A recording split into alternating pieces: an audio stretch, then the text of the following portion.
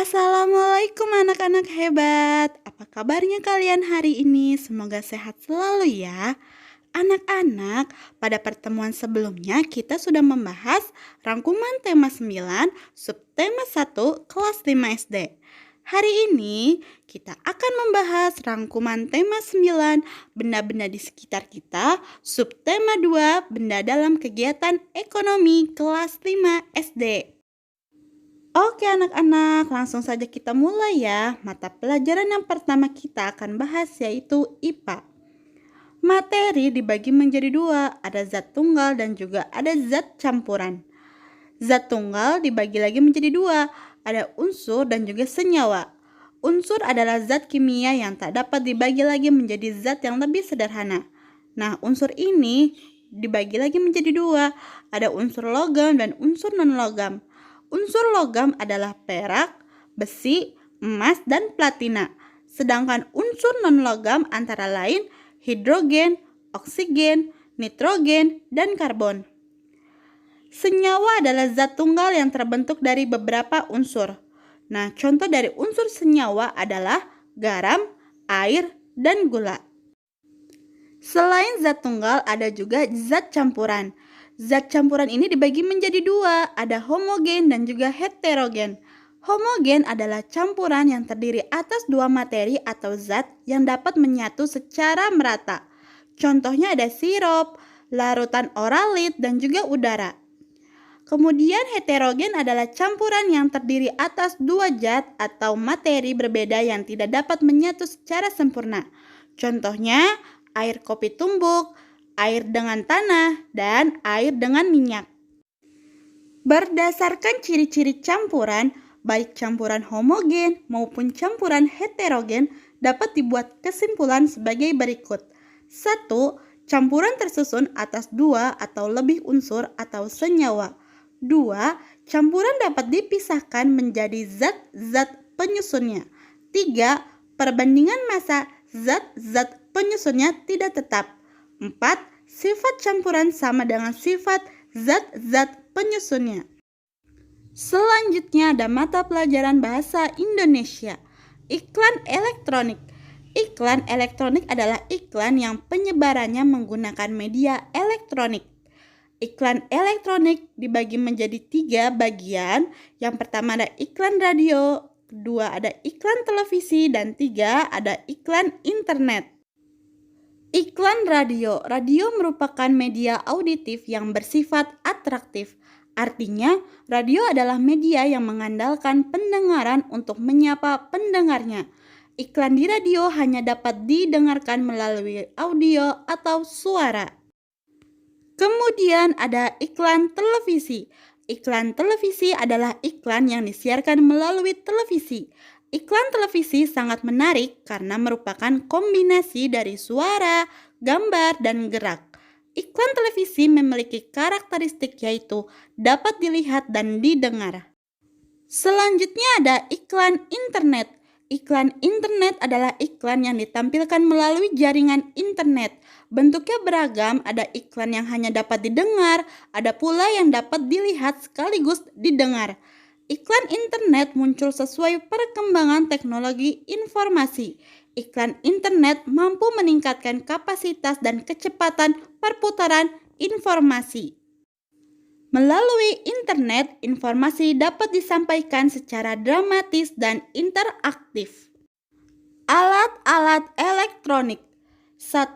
Televisi. Sebagai salah satu media elektronik, televisi mempunyai peranan yang sangat penting dalam kehidupan sosial masyarakat.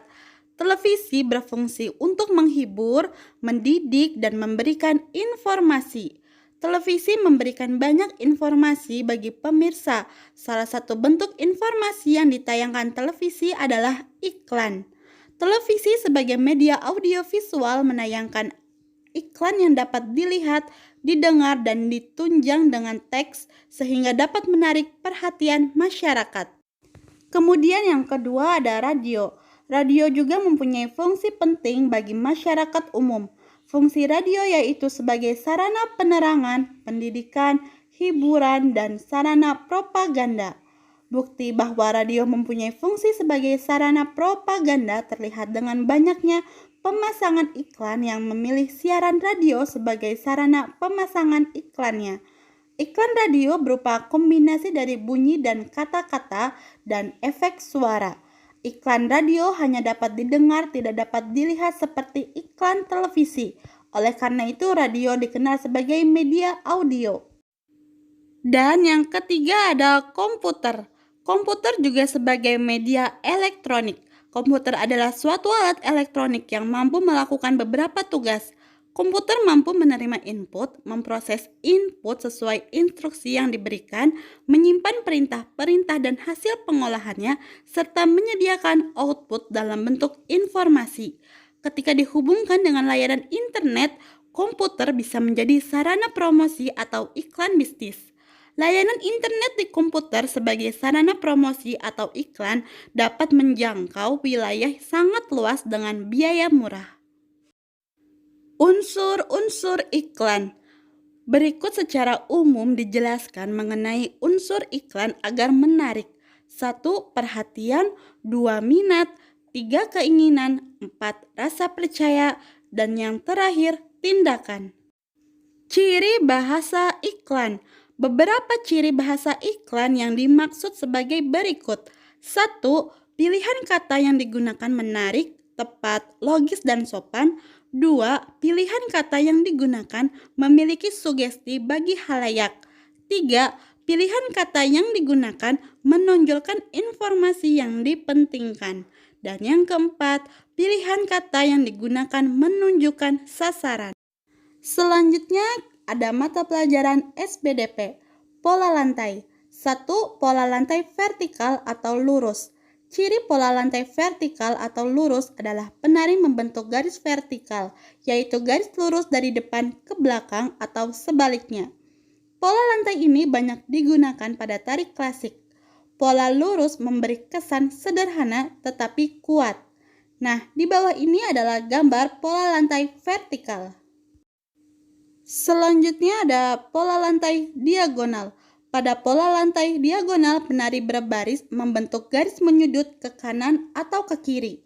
Nah, di sini ada contoh gambar pola lantai diagonal. Yang ketiga ada pola lantai garis melengkung. Pada pola lantai garis melengkung, penari membentuk garis lingkaran, pola lantai lengkung ular, dan pola lantai angka 8. Berikut contoh pola lantai garis melengkung. Tari kecak. Tari kecak merupakan tarian adat Bali. Tari kecak dimainkan oleh puluhan laki-laki yang duduk berbaris melingkar, menyerukan kata cak dengan irama tertentu dengan kedua lengan diangkat. Gerakannya serempak dan kompak. Gerakan pada tarian kecak duduk melingkar di tempat. Berdasarkan gerakan tari kecak tersebut, pola lantai tarian kecak adalah pola lantai garis melengkung yang membentuk garis lingkaran. Selanjutnya mata pelajaran IPS, kegiatan ekonomi, usaha dalam kegiatan ekonomi masyarakat Indonesia. 1. Pertanian. Usaha pertanian merupakan usaha yang paling banyak ditemukan dalam masyarakat Indonesia. Hal ini sesuai dengan keadaan alam Indonesia sebagai negara agraris. Hasil pertanian Indonesia antara lain padi, jagung, ubi, dan palawija. 2. Perkebunan. Perkebunan merupakan usaha pemanfaatan lahan dengan tanaman-tanaman keras. Perkebunan dapat dibedakan atas perkebunan rakyat dan perkebunan besar. Perkebunan rakyat adalah perkebunan yang dikelola oleh rakyat. Perkebunan besar biasanya dikelola oleh pemerintah atau perusahaan perkebunan. Hasil perkebunan besar biasanya ditujukan untuk ekspor sehingga dapat menghasilkan devisa bagi negara. Contoh hasil perkebunan antara lain karet, kelapa, kelapa sawit, dan tebu. 3. Peternakan. Peternakan adalah usaha memelihara binatang piaraan yang diambil manfaatnya. Usaha peternakan dapat digolongkan menjadi 3, yaitu peternakan hewan besar seperti sapi, kerbau, dan kuda, hewan kecil seperti kambing, domba, kelinci, dan babi, dan unggas, yaitu ayam, itik, entok, dan burung. 4. 4. Perikanan. Usaha perikanan dalam hal ini adalah usaha perikanan darat, yaitu usaha memelihara ikan di perairan darat dengan cara membuat kolam. Perikanan darat meliputi perikanan air tawar dan perikanan air payau. Contoh hasil perikanan air tawar misalnya ikan gurami, nila, bawal, dan lele. Hasil perikanan air payau contohnya ikan bandeng. 5. Kehutanan. Usaha kehutanan dapat dilakukan dengan melakukan pencegahan terhadap penggundulan hutan dengan melakukan reboisasi atau peremajaan hutan. Contoh hasil usaha kehutanan antara lain kayu, rotan, damar, dan kemenyan. Usaha kehutanan juga penting untuk menjaga keseimbangan alam. 6. Pertambangan. Pertambangan adalah usaha untuk mengolah atau memanfaatkan mineral demi kesejahteraan manusia. Mineral ini berada di dalam perut bumi. Untuk mendapatkannya, perlu dilakukan penggalian atau penambangan. Contoh hasil barang tambang antara lain emas, minyak bumi, dan batu bara. 7. Perindustrian. Industri adalah usaha atau kegiatan untuk mengubah bahan mentah menjadi bahan setengah jadi atau barang jadi. Bahan mentah berasal dari sumber daya alam. Usaha industri dapat dilakukan oleh perorangan, kelompok, atau suatu perusahaan, baik pemerintah maupun swasta. Contoh hasil industri adalah benang menjadi pakaian, pengolahan ikan menjadi ikan kaleng, dan karet menjadi ban. 8. Perdagangan. Perdagangan adalah kegiatan yang bertujuan menyalurkan barang dan jasa dari produsen ke konsumen. Barang-barang yang diperdagangkan merupakan hasil-hasil pertanian, peternakan, perikanan, hutan, dan barang-barang hasil industri. Perdagangan yang dilakukan antar negara disebut ekspor-impor. Ekspor adalah usaha mengirim dan menjual barang ke luar negeri. Impor adalah usaha memasukkan dan membeli barang dari luar negeri. 9. Jasa. Usaha jasa adalah usaha menyediakan jasa bukan produk benda untuk mendapatkan keuntungan atau laba. Pekerjaan menjadi pemandu wisata merupakan bagian dari usaha jasa. Usaha-usaha dalam bidang jasa antara lain usaha beca, ojek, angkutan umum, dan bidang pariwisata. Berdasarkan pengelolaannya, usaha ekonomi dapat dibedakan menjadi dua. Ada usaha ekonomi yang dikelola sendiri dan ada juga usaha ekonomi yang dikelola kelompok. Nah, usaha ekonomi yang dikelola sendiri itu ada usaha pertanian, industri kecil, usaha perdagangan, dan usaha jasa. Sedangkan usaha ekonomi yang dikelola kelompok, yang pertama ada firma, 2 CV, 3 PT, 4 BUMN, 5 perusahaan daerah, dan 6 koperasi. Selanjutnya ada mata pelajaran PPKN, Persatuan dan Kesatuan. Makna penting persatuan dan kesatuan bangsa Indonesia sebagai berikut. 1. Masyarakat yang bersatu akan lebih mudah menyelesaikan masalah di sekitarnya, sehingga tercapai masyarakat yang aman, tentram, dan damai. 2. Masyarakat yang bersatu dapat mengatasi konflik dalam masyarakat yang dapat memecah belah. 3. Dapat menumbuhkan sikap saling menghormati, bekerja sama, dan gotong royong dalam masyarakat. 4. Bangsa yang bersatu akan lebih cepat dan mudah dalam mencapai tujuan untuk menjadi masyarakat yang adil dan makmur. Dan yang kelima, bangsa yang bersatu akan menjadikan bangsa yang kuat dan dapat menyelesaikan permasalahan yang dengan lebih baik. Peristiwa-peristiwa dalam kehidupan sehari-hari yang mencerminkan sikap menjalin persatuan dan kesatuan seperti berikut. 1. Mampu dan mau untuk mengalah bagi adik atau saudara lain demi keharmonisan keluarga. 2. Dengan tertib melakukan antrian dalam penerimaan sembako atau antrian yang lainnya. 3. Turut aktif dalam kegiatan masyarakat. 4. Menghormati adat atau kebudayaan antara satu suku dengan suku yang lain. Dan yang kelima, tertib membayar pajak demi pembangunan bangsa. Hidup rukun artinya saling menghormati, saling membantu, dan saling menyayangi. Hidup rukun hendaknya dilakukan baik di lingkungan rumah, sekolah, maupun di lingkungan masyarakat. Cara menciptakan kerukunan di lingkungan rumah. 1. Dengan menjaga secara seimbang antara hak dan kewajiban tiap anggota keluarga di rumah. 2. Dengan mengutamakan kepentingan keluarga di atas kepentingan pribadi. 3. Menyamakan persepsi dalam memperjuangkan tujuan bersama dalam keluarga. 4. meningkatkan keakraban dalam keluarga. 5. Meningkatkan kualitas komunikasi antara anggota keluarga. 6. Melaksanakan tugas masing-masing anggota keluarga dengan penuh tanggung jawab. 7. Saling menghormati dan menyayangi antar anggota keluarga. Cara menciptakan kerukunan di lingkungan sekolah. 1.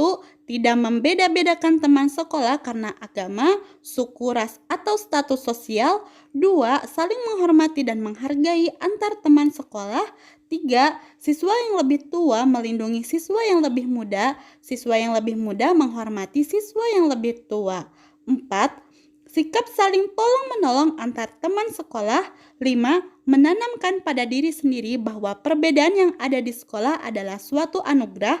6. Dengan menghargai hasil karya teman. Dan 7. Dengan menghargai pendapat teman lain. Cara menciptakan kerukunan di lingkungan masyarakat. 1. Membiasakan tersenyum dan saling menyapa saat berjumpa dengan teman atau tetangga sekitar. 2. Turut aktif mengikuti kegiatan yang diadakan oleh masyarakat sekitar seperti kerja bakti, rapat warga, dan lain-lain. 3. Membantu tetangga yang mempunyai kegiatan tertentu atau hajatan. 4. Menghargai dan menghormati tetangga yang berbeda agama, suku, atau ras. 5. Mengutamakan musyawarah mufakat dalam mengambil keputusan yang berhubungan dengan masyarakat. 6. Mengembangkan sikap kekeluargaan dan gotong royong dalam kehidupan bermasyarakat.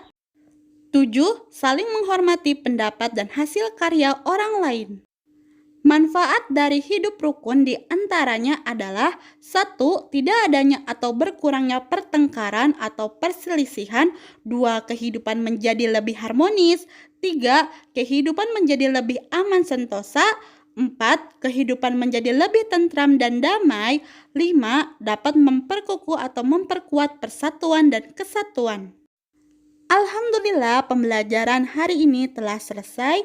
Rangkuman tema 9, subtema 2, kelas 5 SD. Sampai jumpa di pertemuan selanjutnya. Terima kasih anak-anak. Yang belum subscribe, jangan lupa like, comment, and subscribe. Karena subscribe itu gratis. Bunyikan juga loncengnya.